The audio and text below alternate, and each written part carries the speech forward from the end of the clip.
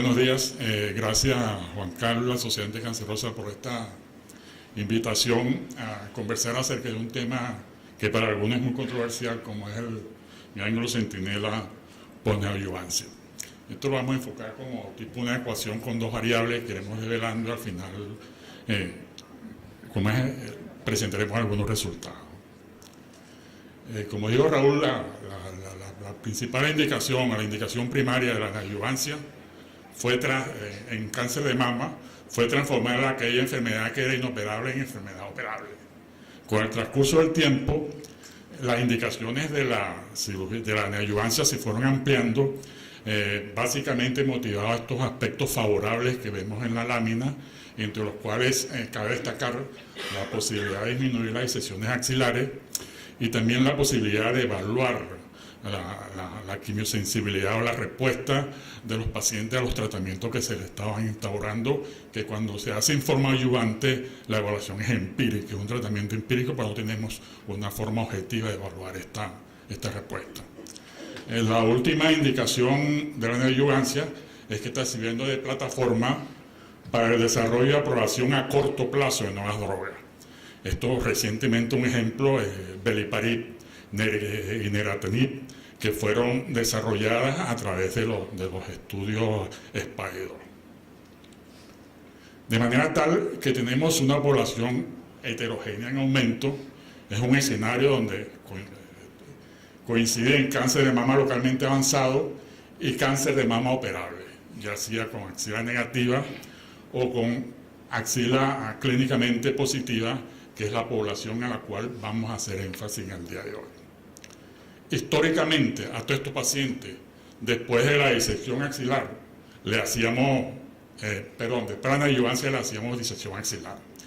De eso puede dar fe un histórico que tenemos aquí, que es el doctor Gerardo Hernández. No pongan esa cara, Gerardo. Mejor es que te diga histórico y no veterano. Agradece. ¿Qué pasaba? Que cuando operábamos a estos pacientes después de la neoadyuvancia, veíamos que un grupo importante de pacientes tenían ganglios negativos. O sea, que pacientes que eran clínicamente positivos, luego lo operamos y veíamos para nuestra sorpresa que eran ganglios negativos. Es decir, había una conversión de la positividad de estos pacientes a ganglios negativos. Y esto era más evidente en ciertos subtipos tumorales como los HER2 negativos y los HER2 positivos y los triples negativos. Varios trabajos donde esto se reafirma, son trabajos recientes, donde con los nuevos tratamientos que tenemos ahora, que son más efectivos, las tasas de respuesta patológica completa han ido aumentando, manteniéndose alrededor del 40%. Esto nos planteaba un problema. Si era factible, por supuesto que estos pacientes que tenían axila negativa, luego la neoadyuvancia, no le hacíamos ningún favor haciéndole una disección axilar. Entonces surgió la interrogante de que si la técnica de ganglio centinela, que es un procedimiento que funcionaba muy bien con los ganglios clínicamente negativos, podrían ser utilizadas en esta población de pacientes que eran inicialmente clínicamente positivos y que luego se transformaban en negativos. Esto tuvo sus cuestionamientos, como siempre, y sus críticas por parte de varios autores que decían que la quimioterapia produciría fibrosis o obstrucción de los canales linfáticos, lo cual dificultaría la diseminación de los trazadores, aumentando la tasa de falsos negativos. Y por otro lado también que el ganglio centinela, si salía negativo, no reflejaba el estado de los demás ganglios de la cuenca ganglionar, ¿no? Para darle respuesta o aclarar a todos estos cuestionamientos, se desarrollaron una serie de trabajos, los cuales vamos a revisar a continuación. Uno de los aspectos primarios fue cuándo realizar el ganglio, si realizarlo antes o después de la neoadyuvancia. Si bien es cierto que realizarlo antes como herramienta diagnóstica funciona mejor porque hay una mayor tasa de identificación y una menor tasa de falsos negativos, hacerlo antes suponía en la mayoría de los casos hacer 2 procedimientos quirúrgicos la posibilidad de evitar una disección axilar disminuía bastante y se perdía esa posibilidad de evaluar la respuesta a la quimioterapia neoadyuvante en la respuesta granular, motivo por el cual actualmente, después de múltiples trabajos, la tendencia es ahorita aceptar hacer la biopsia de ganglio centinela después de la neoadyuvancia. Entre los trabajos estos que se realizaron, el Centina, este es un trabajo multicentro alemán y austríaco, y la finalidad de este trabajo fue diseñar un algoritmo de realización del método de ganglio centinela, exacto, si era mejor hacerlo antes o después. Es un trabajo con cuatro brazos. A los pacientes que eran clínicamente negativos se les realizó la biopsia de ganglio centinela antes de la neoadyuvancia, y a los que eran clínicamente positivos se les realizó después de la neoadyuvancia. Y este posiblemente es el brazo C, el grupo que más nos interesa a nosotros para evaluación de resultados. Los resultados, tasa de identificación cuando se hacía antes 99.1%, post-neoadyuvancia 80.1% y una tasa de falsos negativos de 14.2%. Las conclusiones de esto: bueno, la biopsia de ganglio centinela es un método diagnóstico confiable antes de la quimioterapia neoadyuvante.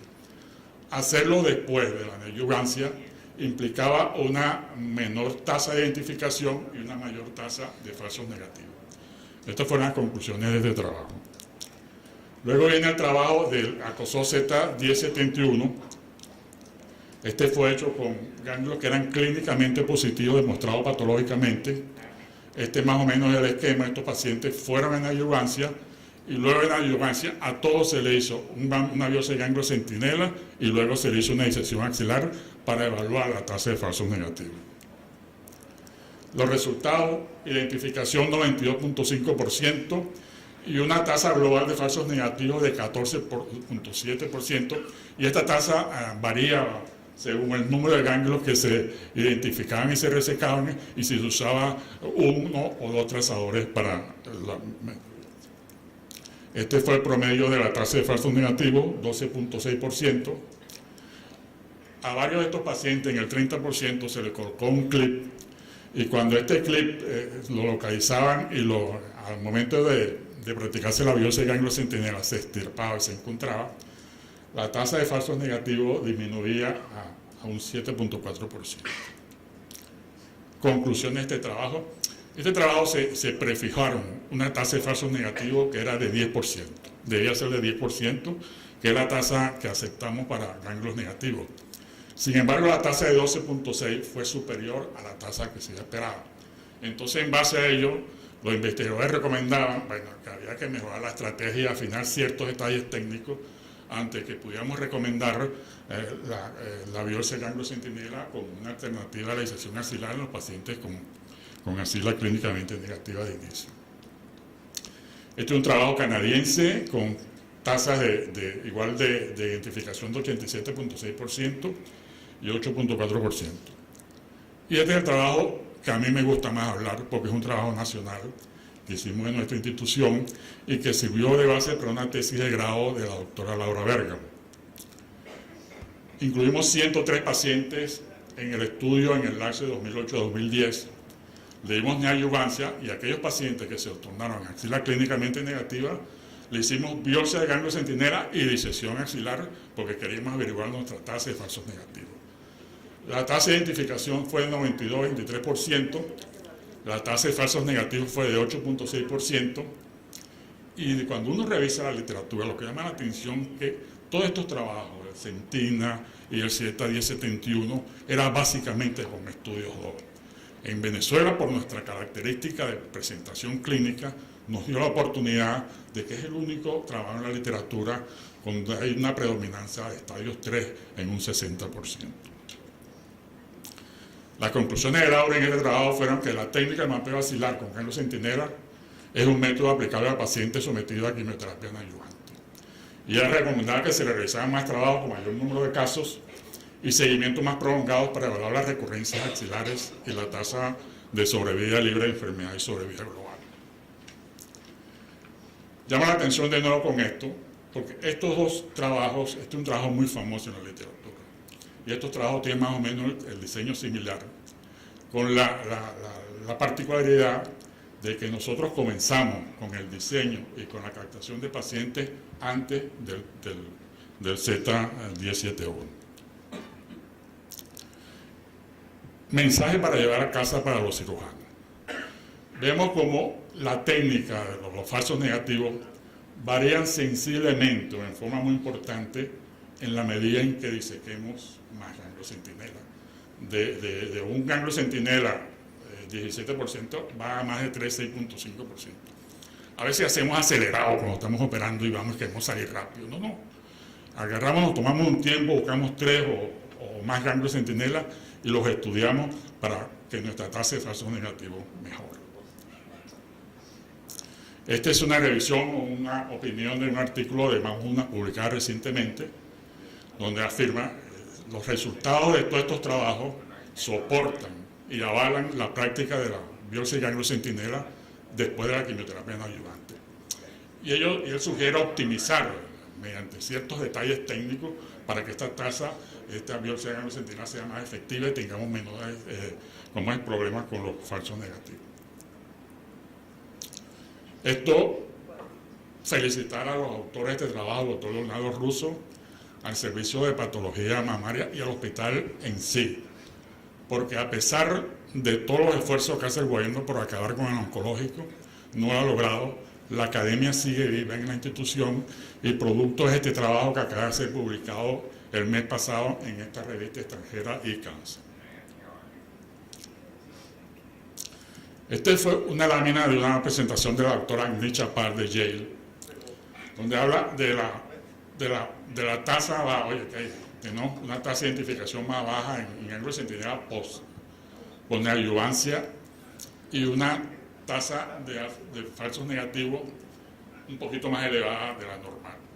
Y la pregunta es, ¿hasta qué punto debemos darle el valor a la tasa de falsos negativos?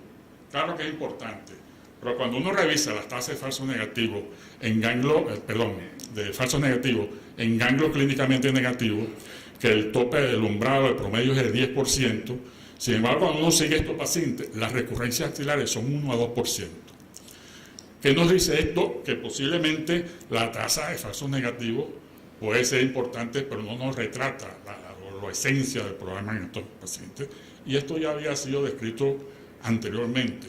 Ya Fischer en 1977, en su célebre trabajo B04, y luego avalado por Giuliano en el 2011, 34 años después, algo que dice que no toda enfermedad ganglionar axilar oculta llega a ser clínicamente detectable o relevante con respecto a la recurrencia de la sobrevida. Más importante, posiblemente, lo que nos va a determinar la efectividad o la importancia clínica de la biopsia del ganglio centinela después de la neoadyuvancia es la tasa de recurrencias axilares. O sea, agarrar a estos pacientes que se les hizo la biopsia de ganglio centinela en pacientes que eran clínicamente positivos y ver cuántos ganglios cuántos pacientes tuvieron recurrencias axilares. Este trabajo en la literatura es muy escaso, no se ha hecho. El trabajo posiblemente más resaltante que conseguimos fue publicado en JCO por la doctora Galimberti en 2016, 396 pacientes que eran clínicos N0 N1 y que se transformaron en N0 después de la neoadyuvancia. Estos pacientes se evaluaron y vemos que tiene una sobrevida global muy buena para unos pacientes que eran ganglios positivos y algunos ganglios negativos. Y ellos, en la conclusión, es que sugieren que la biopsia de ganglio centinela es aceptable en pacientes que se convierten a ganglios negativos de la quimioterapia no adyuvante. Y el aspecto específico de las recurrencias axilares es muy importante. Vemos que en estos pacientes, seguidos a 5 años, en el grupo de los pacientes que eran inicialmente críticos negativos, una sola recurrencia, el 0.6%, y en el grupo que era clínicamente negativo, que se le hizo nada más ganglio centinela, 0 recurrencia. ¿Okay? Esto también es 4 años después del acoso Z1071. No se evaluó lamentablemente las recurrencias axilares, pero sí volvemos a la sobrevida, que son sobrevidas muy buenas. Y en estos pacientes la sobrevida estuvo, específica del cáncer de mama, estuvo ligada al subtipo tumoral y a la respuesta patológica completa. Hay un problema que tenemos con el manejo locorregional después de las neoadjuvancias. Y es un problema para los oncólogos médicos, para el cirujano. Oye, para darle tratamiento, ¿qué hacemos? ¿Nos basamos en la información clínica inicial o en el estado después de la respuesta a la quimioterapia? Entonces, posiblemente lo más lógico sea hacer una mezcla de las dos cosas y diseñar grupos de bajo, de mediano y de elevado riesgo para diseñar todo el armamentario terapéutico anterior. Estos son dos trabajos, sobre todo para radioterapia, saber si se da o no radioterapia. El Allianz A11202 en pacientes que son ganglios centinelas positivos después de la neoadjuvancia. Entonces son aleatorizados a recibir o disección axilar o tratar de la axila con radioterapia.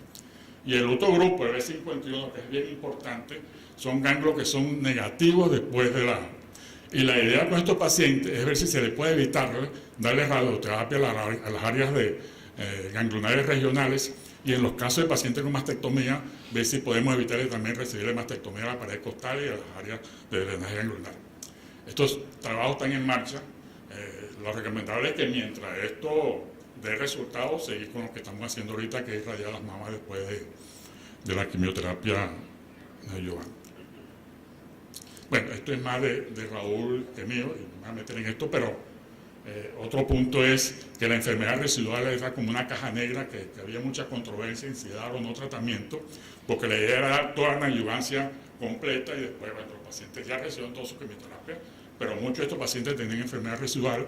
Estos son varios trabajos que hay en marcha evaluando Y bueno, cuando creíamos que todo estaba abierto, empiezan a hacerle otros trabajos medio. Este trabajo es para omitir la cirugía axilar en pacientes que tengan respuesta patológica completa en la mama. Este es un trabajo que se realizó en el Anderson, 527 pacientes. Claro, eran HER2 positivos y triple negativo. Y vieron que los pacientes que tenían respuesta patológica completa, casi todos tenían respuesta patológica completa en la axila. O sea, que había un paralelismo entre la respuesta patológica en la mama y la respuesta patológica en la axila. Ellos dicen que esto le proporciona base para ensayar, ¿no? Esto se hizo antes, no dar tratamiento, omitir cirugía. Hay un trabajo en JCO en 2003 de un doctor Ring, donde no dieron más, sino radioterapia, no hicieron cirugía. En el grupo que no se hizo cirugía, las sobrevidas fueron más o menos similares en el grupo que se hizo cirugía y el que se dio radioterapia. Pero en el grupo que se dio radioterapia, las recurrencias locales fueron el doble, 21 a 10% para el grupo que se hizo cirugía. Estos son estudios internacionales en la misma onda, uno en el Anderson, Holanda, Inglaterra, y esta es una maravilla de lámina, porque esto refleja todo lo que yo he hablado toda la mañana. Yo voy a agarrar esto, voy a puesto el cumpleaños y digo esto y listo, se acabó. Candidato para la neoadjuvancia, tanto clínicamente negativo como axila positiva, neoadjuvancia después, ganglio centinela después de la neoadjuvancia. En los clínicamente negativos le hacen una biopsia de ganglio centinela y proceden de acuerdo si es positivo o negativo.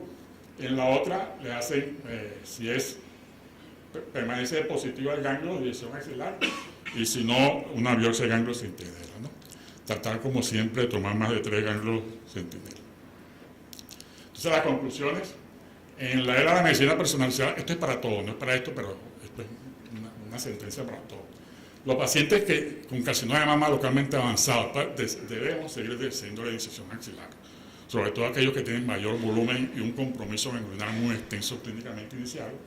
Va a haber casos seleccionados que respondan muy bien. En estos pacientes podemos usarle la biopsia de ganglio centinela y hacer la disección axilar o no, dependiendo de los resultados. En pacientes que tengan axila clínicamente positiva después de la neoadjuvancia, esos van directo para disección axilar. La respuesta a esta incógnita de hoy, la biopsia de ganglio centinela es un procedimiento factible de pronóstico confiable en pacientes con cáncer de mama axila clínicamente negativa después de la neoadjuvancia, así haya sido positiva o negativa la presentación clínica inicial. Y estos son puntos por resolver. Yo voy a necesitar 1 minuto, 2 minutos. Porque, no, es que esto es muy importante lo que digo. Que si tamaño importa. Sí. Ana María nos dijo ahorita que menor tamaño era mejor. Que entre menos tamaño mejor. Yo creo que las otras damas que no sé si comparten lo mismo Ana María, pero bueno. Hay discrepancia entre una y otra cosa, Por favor, me das una lámina. Sobre el tamaño. Ahora, para los que crean que son fervientes partidarios de que el tamaño grande, barco grande, ande o no ande, es importante, el mentí más rotundo es José Altuve.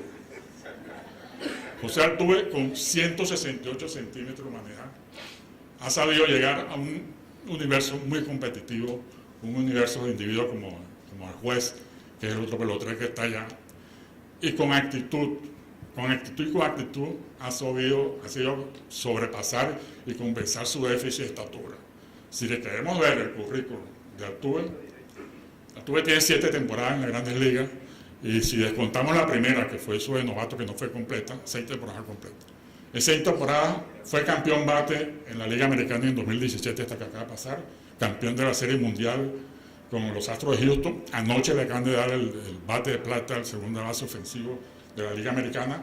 3 coronas de bateo, 4 temporadas seguidas con más de 200 hits, 6 temporadas con más de 30 bases robadas, asistencia a 5 juegos de estrella, premio Hank Aaron 2017 que se le entrega al pelotero que refleje las condiciones de lo que debe ser un jugador de béisbol, y jugador del año 2017 por Béisbol América. Nos queda, si le dan, que es la semana que viene, el MVP, que sería la guinda de la torta.